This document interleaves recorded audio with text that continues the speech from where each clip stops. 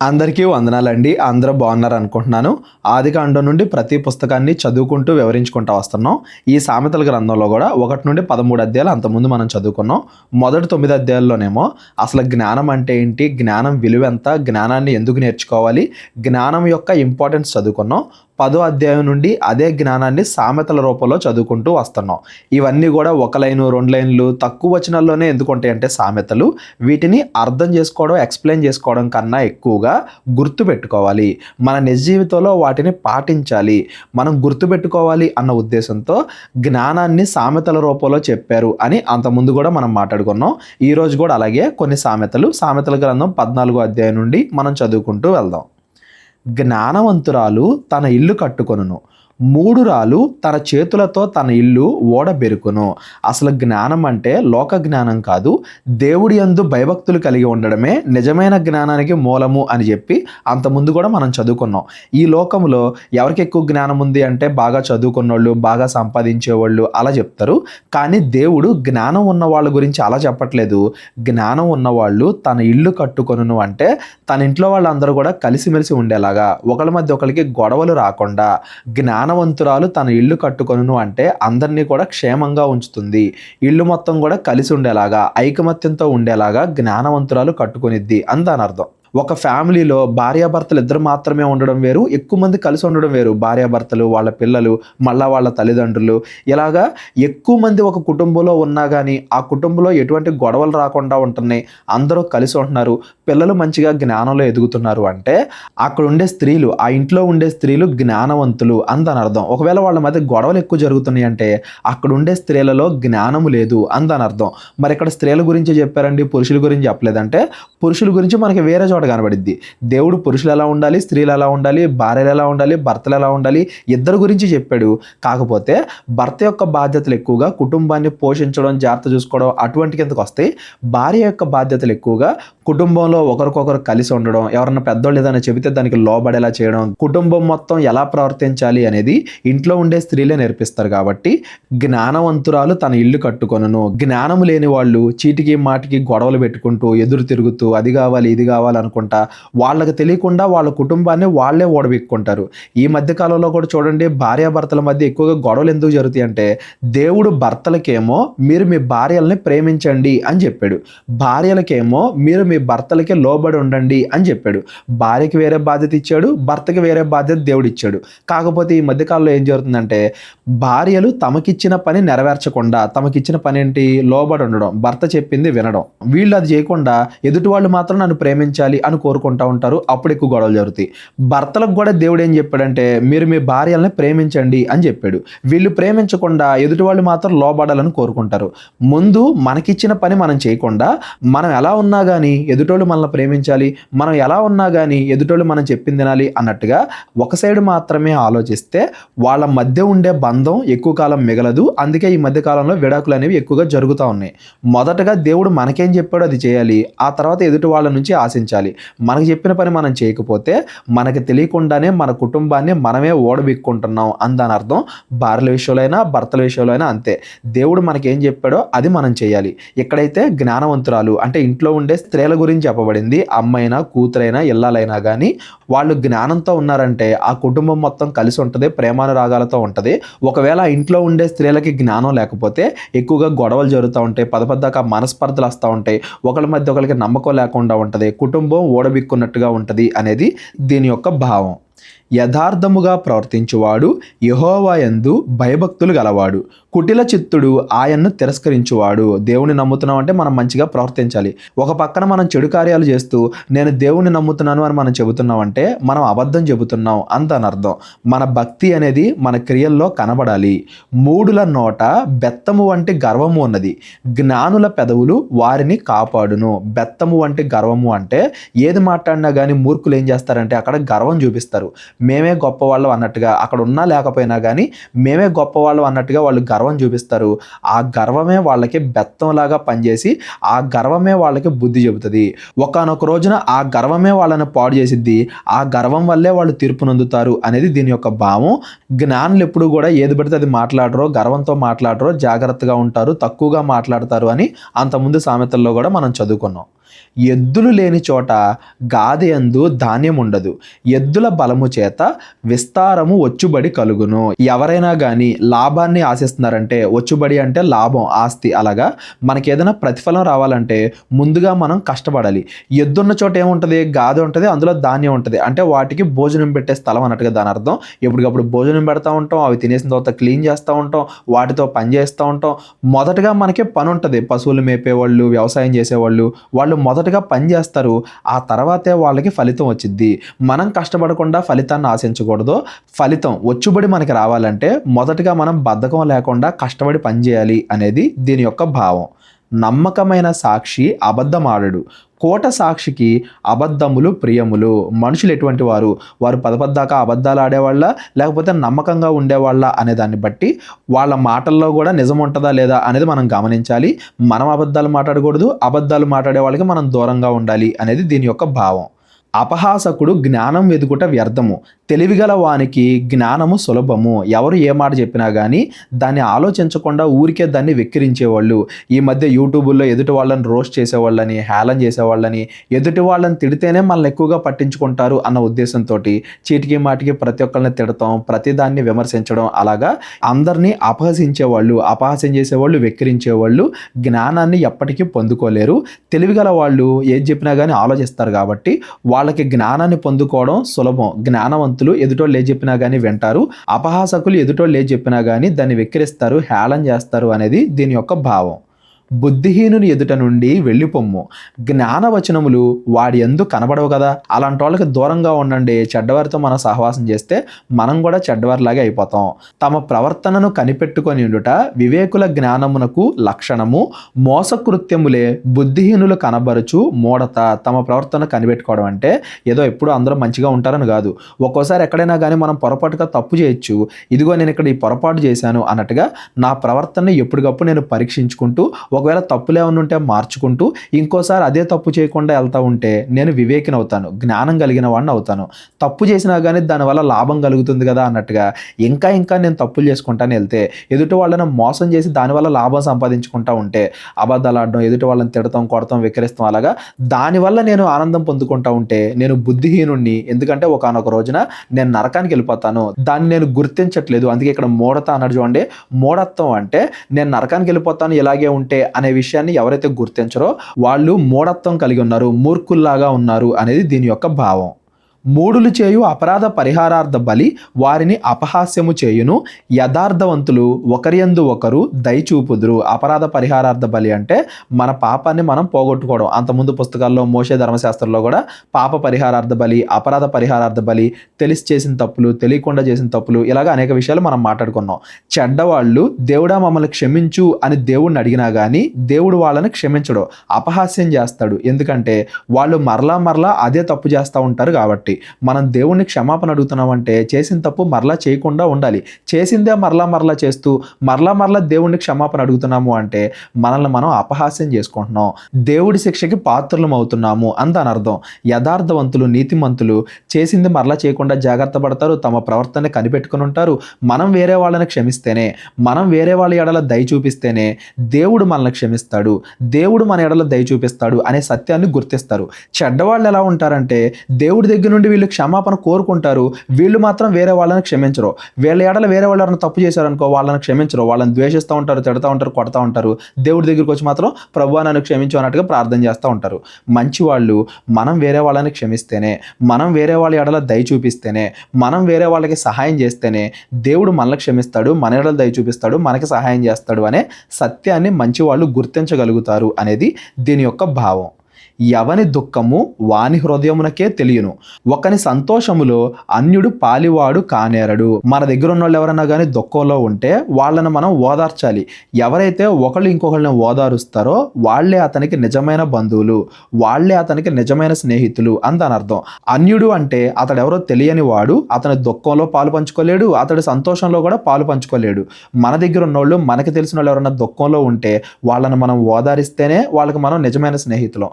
వాళ్ళ సంతోషంలో మనం పాలిభాగస్తులు అవుతుంటేనే వాళ్ళకి నిజమైన స్నేహితులం. అలా లేదంటే మనం వాళ్ళకి దూరంగానే ఉన్నాము, ఇంకా అన్యులుగానే ఉన్నాము అని దాని అర్థం. సేమ్ అలాగే మనం దుఃఖంలో ఉన్నప్పుడు ఎదుటి వాళ్ళు మనల్ని ఓదారుస్తున్నారు అన్నా కానీ వాళ్ళు మనకి బంధువులుగా ఉండాలనుకుంటున్నారు, వాళ్ళు మనకి నిజమైన స్నేహితులు అని కూడా దాని అర్థం. దీన్ని ఇంకో విధంగా కూడా అర్థం చేసుకోవచ్చండి. మన మనసులో ఏముంది అనే ప్రతి విషయం మన పక్కన వాళ్ళకి తెలియకపోవచ్చు కానీ దేవుడికి మాత్రం తెలిసిద్ది. ఒక మనిషిని దేవుడి కన్నా బాగా అర్థం చేసుకునేవాళ్ళు, దేవుడి కన్నా బాగా ఓదార్చేవాళ్ళు కూడా ఎవరు ఉండరు. కాబట్టి ఆ దేవుణ్ణి కూడా గుర్తించాలి అనేది కూడా ఈ వచనం నుండి మనం గమనించాలి. భక్తిహీనుల ఇల్లు నిర్మూలమగును, యథార్థవంతుల గుడారము వర్ధిల్లును. కేవలం ఇల్లు అనే కట్టడం గురించి మాత్రమే కాదు, దాని లోపల ఉండే మనుషుల గురించి కూడా. భక్తిహీనులు ఎవరైనా ఉంటే వాళ్ళ మధ్య గొడవలు ఎక్కువగా ఉంటే నీతిమంతుల కుటుంబాల్లో సంతోషం ఉంటుంది. ఆర్థికంగా, ఆరోగ్యంగా, అన్ని రకాలుగా కూడా దేవుడు నీతిమంతుల్ని ఆశీర్వదిస్తాడు అనేది కూడా దీని వెనకాల ఉండే భావం. ఒకని ఎదుట సరైనదిగా కనబడు మార్గము కలదు, అయితే తొదకు అది మరణమునకు త్రోవ తీయును. పైకి కనబడే దాన్ని బట్టి వాళ్ళు ప్రస్తుతానికి కష్టాల్లో ఉంటే వాళ్ళు ఏదో తప్పు చేశారు, ఇప్పుడు ఎవరన్నా కానీ ఏదైనా ఇబ్బందుల్లో ఉంటే వీళ్ళు ఏదో తప్పు చేసి ఉంటారు, దేవుడు అందుకు వాళ్ళని శిక్షిస్తున్నాడు అన్నట్టుగా కొంతకాలం మాత్రమే ఉండే శ్రమలను చూసి మన ఎదుటి వాళ్ళని మంచివాళ్ళు చెడ్డవాళ్ళు అన్నట్టుగా అంచనా వేయకూడదు. సేమ్ అలాగే కొంతకాలం మాత్రమే ఉండే సంతోషాలను చూసి కూడా వాళ్ళు మంచోళ్ళు చెడ్డోళ్ళు అన్నట్టుగా మనం అంచనా వేయకూడదు. కొంతకాలం మాత్రమే ఎవరి దగ్గర బాగా డబ్బు వచ్చి ఏదైనా జాబ్ వచ్చిందనుకోండి, వీళ్ళకి ఇంత బాగా డబ్బు వస్తుందంటే వీళ్ళు మంచివాళ్ళు అన్నట్టుగా కూడా మనం చెప్పకూడదు. వీళ్ళు ఏదైనా కష్టాల్లో ఉన్నారు అంటే వీళ్ళు చెడ్డవాళ్ళు అన్నట్టుగా కూడా మనం చెప్పకూడదు. కొంతకాలమే ఉండే శ్రమలను చూసి వాళ్ళు మంచివాళ్ళు చెడ్డవాళ్ళు అన్నట్టుగా మనం డిసైడ్ చేయకూడదు. అది చివరికి ఏమవుతుంది, అది మన పరలోకానికి నడిపిస్తుందా, నరకానికి నడిపిస్తుందా, ఆ కష్టం తర్వాత తీరుతుందా, తీరట్లేదా, దానివల్ల కుటుంబాల్లో సంతోషం వస్తుందా, లేదంటే స్వార్థం పెరుగుతుందా, గర్వం పెరుగుతుందా, అది తుదకు ఏమవుతుంది, దాని అంతం ఏమవుతుంది అనేది మనం గమనించాలి. పరలోకానికి వెళ్ళేలాగా మన స్వభావం ఉండాలే కానీ నరకానికి వెళ్ళేలాగా మనం చెడ్డవాళ్ళుగా తయారైపోకూడదు. కొంతకాలమే ఉండే పరిస్థితులను చూసి ఎదుటి వాళ్ళను మంచివాళ్ళు చెడ్డవాళ్ళు అన్నట్టుగా మనం అంచనా వేయకూడదు అనేది కూడా దీని నుండి గమనించాలి. పైనేమో భక్తిహీనుల ఇల్లు నిర్మూలమగును, యథార్థవంతుల గుడారం వర్ధిల్లును అంటే కొంతకాలం వాళ్ళకు కూడా శ్రమలు రావచ్చు, మంచి వాళ్ళు ఒక్కోసారి శ్రమలు అనుభవించవచ్చు, చెడ్డవాళ్ళు ఒక్కోసారి సంతోషాలు అనుభవించవచ్చు.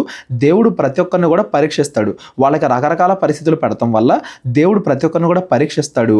ఆ పరీక్షా సమయాన్ని కొంతకాలం ఉండే ఆ శ్రమలు మాత్రమే చూడకండి, జీవితం మొత్తాన్ని చూడండి.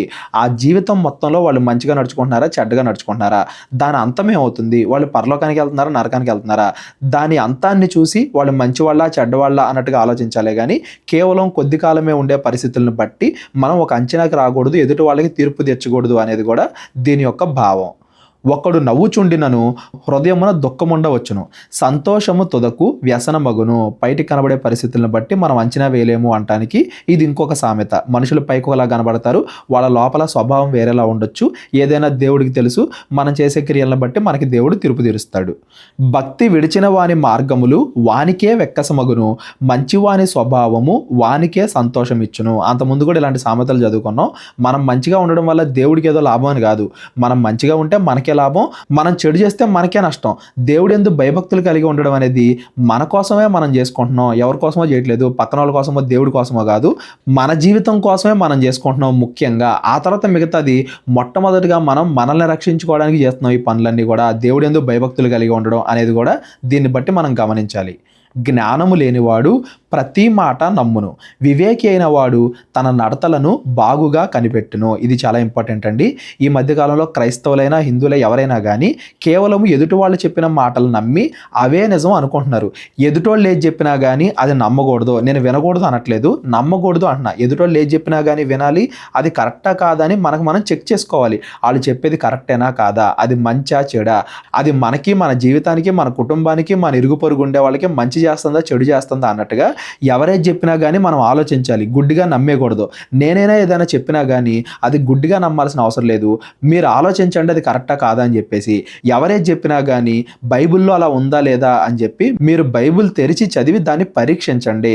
బైబిల్లో ఉండేది దేవుడు చెప్పేది నిజం కానీ, అందులో ఉన్నదే మనుషులు చెప్తే నిజం కానీ, మనుషులు ఏదో చెప్పినంత మాత్రాన అది నిజమని మీరు నమ్మకండి, గుడ్డిగా నమ్మకండి. ప్రతి మాట వినండి, అది నిజమా కాదా అని 1-2 సార్లు పరీక్షించండి. మా పాస్టర్ చెప్పినంత మాత్రాన ఇది కరెక్ట్ అనేవి లేదు. బుద్ధిమంతుడు ఏం చేస్తాడు, తన నడతలను బాగా కనిపెట్టును, అంటే 1-2 సార్లు పరీక్షించుకుంటాడు.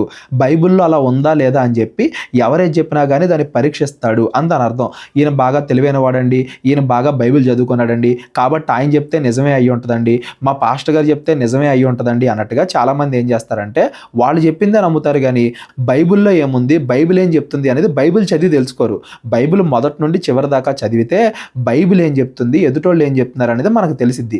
మనం బైబిల్లో ఉన్న దాని ప్రకారంగా ఏది మంచి ఏది చెడు అని తెలుసుకోవాలే కానీ ఎదుటి వాళ్ళని గుడ్డిగా నమ్మకూడదు అనేది దీని యొక్క భావం. వినండి, వినొద్దని ఎవరు చెప్పరు, ఎవరేది చెప్పినా కానీ వినండి. కాకపోతే అది బైబిల్లో ఉందా లేదా, దేవుడు దాన్ని మంచిగా చూస్తున్నాడు చెడుగా చూస్తున్నాడు అనే దాన్ని 1-2 సార్లు పరీక్షించండి. ఎందుకంటే చెడ్డవాళ్ళు ఒక్కోసారి కావాలని మోసం చేస్తారు, ఒక్కోసారి మంచి వాళ్ళు కూడా వాళ్ళకి తెలియకుండా వాళ్ళని వాళ్ళు మోసపుచ్చుకుంటారు, ఎదుటి వాళ్ళని కూడా మోసం చేస్తారు. కాబట్టి జాగ్రత్తగా ఉండాలి.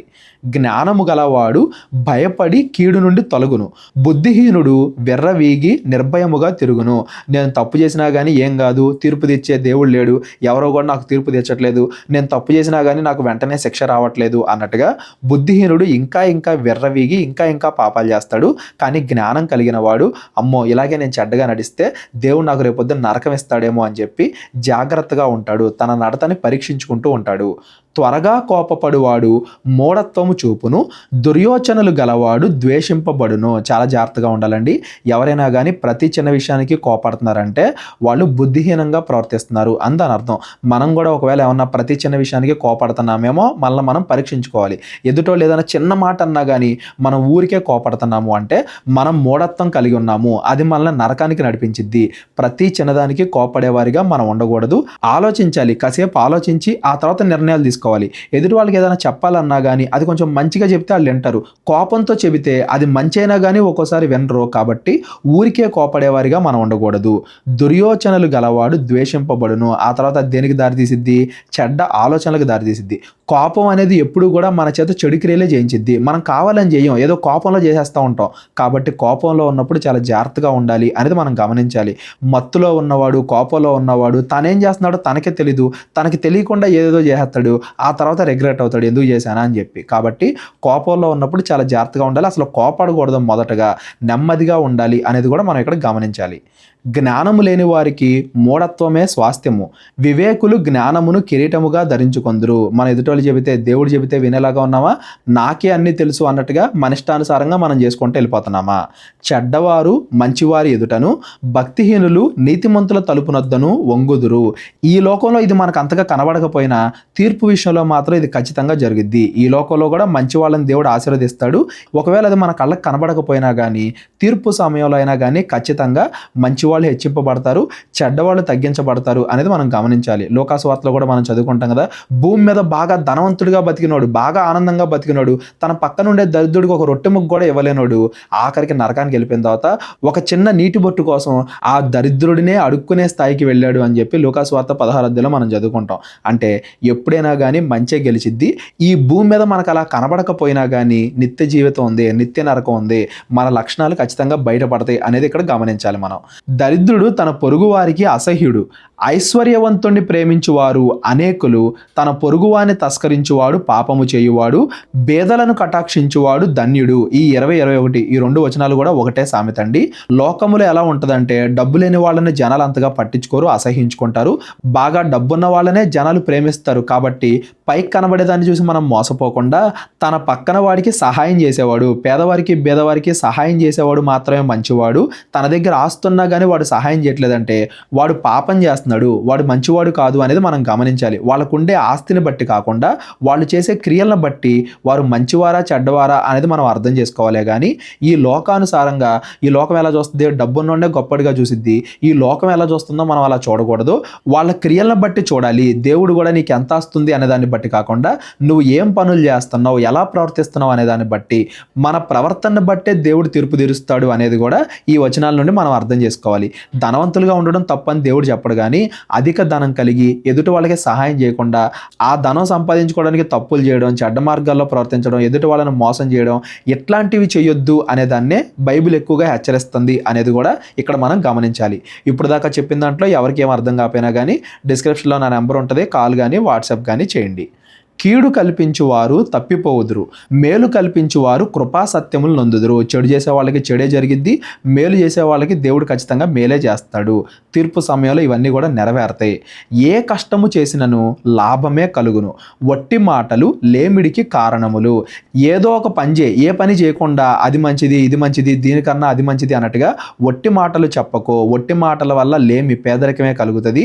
ఏదో ఒకటి నువ్వు కష్టపడి పని చేయి. ఒకవేళ వేరే పని కోసం ఏదైనా సమయం ఉందా, ఈ మధ్యలో కూడా ఏదో ఒక పని చేయి. కష్టపడి పనిచేసినోడు ఖచ్చితంగా లాభాన్ని పొందుకుంటాడు. కేవలం మాటలు మాత్రమే చెప్పేవాడు నాశనం అవుతాడు అనే జీవిత సత్యాన్ని కూడా ఈ సామెతలు మనకి బోధిస్తున్నాయి. జ్ఞానుల ఐశ్వర్యము వారికి భూషణము, బుద్ధిహీనుల మూఢత్వమే. బుద్ధిహీనులు ఎక్కడ మొదలు పెట్టారో అక్కడే ఆగిపోతారు. బుద్ధిహీనులు మొదట్లో ఎలా ఉన్నారో చివరి కూడా అలాగే ఉంటారు. మొదట్లోనూ మూఢత్వమే, చివరిలోనూ మూఢత్వమే. వాళ్ళు మారరు. కానీ జ్ఞానులు ఎప్పటికప్పుడు జ్ఞానాన్ని సంపాదించుకుంటారు కాబట్టి వాళ్ళ జ్ఞానం పెరుగుతూ వెళ్ళిద్ది. వాళ్ళ జ్ఞానం పెరుగుతూ ఉండే కొద్దీ వాళ్ళ ఐశ్వర్యము, వాళ్ళ కుటుంబము అన్నీ కూడా ఆశీర్వదింపబడతాయి అనేది దీని యొక్క భావం. నిజము పలుకు సాక్షి మనుషులను రక్షించును, అబద్ధములాడువాడు వట్టి మోసగాడు. ఒక్కోసారి నిజం అనేది మనకు కఠినంగా అనిపించవచ్చు, కానీ అది మనల్ని రక్షించేది, బాగు చేసేది. నిజాన్ని మనం తీసుకోవాలి. ఒక్కోసారి అది కఠినంగా ఉన్నా కానీ దాన్ని మనం యాక్సెప్ట్ చేయాలి. వినటానికి మంచిగా ఉంది కదా అని చెప్పి ఎన్ని అబద్ధాలు మనం యాక్సెప్ట్ చేసినా కానీ చివరికి మనం మోసపోతాం, మనం నాశనం అవుతాం, ఎదుటి వాళ్ళని కూడా నాశనం చేస్తున్నాం అనేది మనం గమనించాలి. యెహోవా యందు భయభక్తులు కలిగి ఉండుట బహుధైర్యమును పుట్టించును, అట్టి వారి పిల్లలకు ఆశ్రయస్థానము కలదు. యెహోవా యందు భయభక్తులు కలిగి ఉండుట జీవపు ఓట, అది మరణ పాశములో నుండి విడిపించును. అంతకుముందు కూడా చాలాసార్లు మాట్లాడుకున్నాం. జ్ఞానము, బైబిల్లో జ్ఞానము అంటే దేవుడి యందు భయభక్తులు కలిగి ఉండడం. లోకంలో డబ్బు సంపాదించడమో, లోకంలో బాగా చదువుకోవడమో, డిగ్రీలు అది కాదు. బైబిల్లో జ్ఞానము అంటే దేవుడి యందు భయభక్తులు కలిగి ఉండడం. నువ్వు ఎంత డబ్బు సంపాదించినా, ఎన్ని బిల్డింగులు కట్టినా, ఎంత బ్యాంక్ అకౌంట్లో బ్యాలెన్స్ పెట్టుకున్నా కానీ నీకు ఆత్మీయంగా ప్రశాంతత కలగాలి అంటే, నేను చనిపోయిన తర్వాత కూడా బాగుంటాను అనే మనశ్శాంతి మనకు ఉండాలి అంటే దేవుడి యందు భయభక్తులు కలిగి ఉండడం ఒక్కటే మార్గం. అది ధైర్యం కూడా కాదు, బహుధైర్యాన్ని పుట్టించిద్ది. మనం దేవునిలో అంత ధైర్యాన్ని కలిగి ఉంటేనే మనం నిజమైన క్రైస్తవులుగా జీవిస్తున్నాము అంత అర్థం. మనం ఇంకా అటు ఇటు ఊగిసలాడి వారిగానే ఉంటున్నాము అంటే దేవునిలో మనం ఇంకా అంతగా బలపడలేదు, మన కుటుంబాన్ని ఇంకా దేవునిలో అంతగా బలపరచలేదు అందని అర్థం. ఏ కుటుంబం అయితే దేవుడి యందు భయభక్తులు కలిగి దేవుడి యొక్క జ్ఞానంతో ఎదుగుతూ ఉంటారో ఆ కుటుంబం స్థిరంగా ఉంటుంది, ధైర్యంగా ఉంటుంది, ఆశీర్వదింపబడిద్ది. జన సమృద్ధి కలుగుట చేత రాజులకు ఘనత వచ్చును, జనక్షేము రాజులకు వినాశము. ఆ దేశంలో ఉండే జనాలను కాపాడాల్సిన బాధ్యత, ఆ దేశంలో ఉండే జనాలు విస్తరించాల్సిన బాధ్యత రాజులది, అధికారులది. ఒకవేళ ఆ దేశంలో జనాలు తగ్గిపోతున్నారంటే, చనిపోతున్నారంటే, కొత్తగా పుట్టట్లేదు అంటే ఆ రాజ్యము మంచి మార్గంలో నడవట్లేదు, ఆ అధికారులు మంచిగా నడుచుకోవట్లేదు అనేది కూడా దాని యొక్క అర్థం. దీర్ఘశాంతము గలవాడు మహావివేకి, ముంగోపి మూఢత్వమును బహుమానంగా పొందును.